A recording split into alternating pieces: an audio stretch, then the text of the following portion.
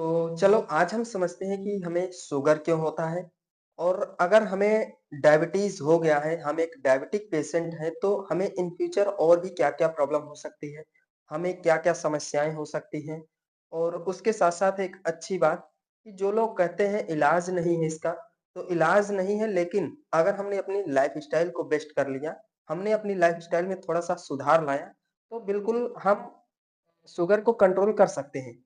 हम अपने डायबिटीज़ को कंट्रोल कर सकते हैं। तो वीडियो को पूरा देखना जिससे आपको समझ में आ जाए कि हम अपने शुगर को कैसे कंट्रोल कर पाएँगे।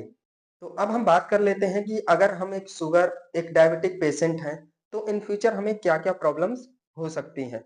तो सबसे पहले आईसाइट प्रॉब्लम हो सकती है, हमारी आँखें कमज़ोर हो सकती हैं और बीपी लेवल हमारा बढ़ सकता है। हाई बीपी की प्रॉब्लम हो सकती है और अगर आपको नहीं पता कि हमें हाई बीपी क्यों होती है, तो आपको मैं इसी वीडियो के डिस्क्रिप्शन में एक लिंक दिया हूँ, उस लिंक पर क्लिक करके आप देख सकते हैं कि हमें हाई बीपी की प्रॉब्लम क्यों होती है। और उसके साथ-साथ जिनको शुगर ज़्यादा होता है, जो डायबिटिक पेशेंट होते हैं, उनको हार्ट अटैक आने के भी चांसेस बहुत ज़्यादा हो जाते हैं।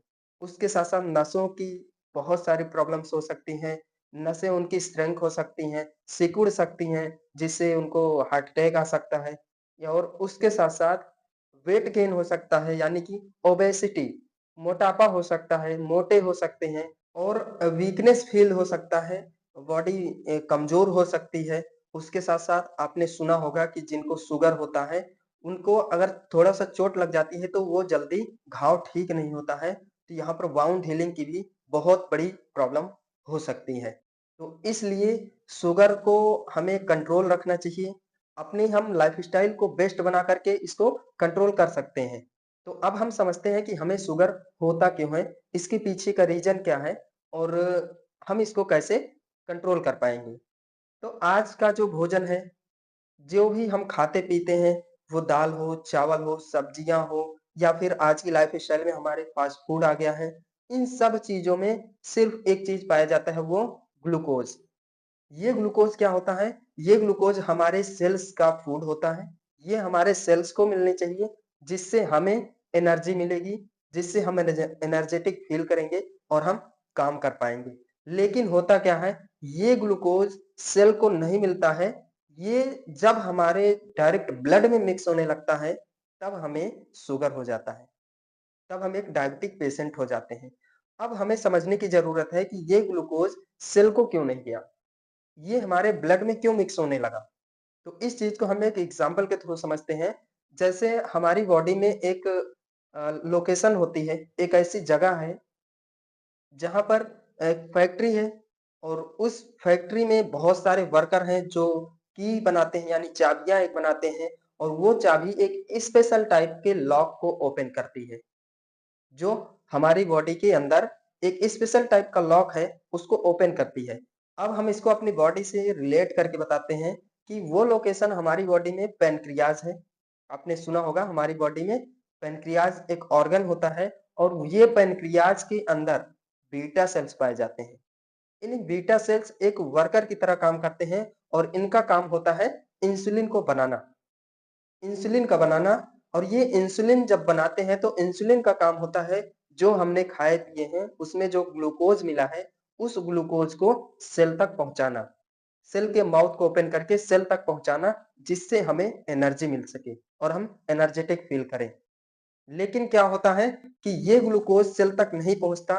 क्यों नहीं पहुंचता? क्योंकि आज का जो हमारा भोजन है, हवा, पानी, भोजन या फिर हमारी लाइफ़स्टाइल में फ़ास्ट फूड, ये सारी ही चीज़ें हमारी बॉडी के लिए अच्छी नहीं है। आज हमें न्यूट्रिशन चाहिए भोजन में, तो न्यूट्रिशन नहीं मिलता है। पानी में मिनरल चाहिए, तो पानी से मिनरल नहीं मिलता है। इस तरह से हमारी जो आज के फ़ास्ट फूड भोजन है, उसकी वजह से हमारा जो पैनक्रियाज़ है, वो डैमेज हो जाता है।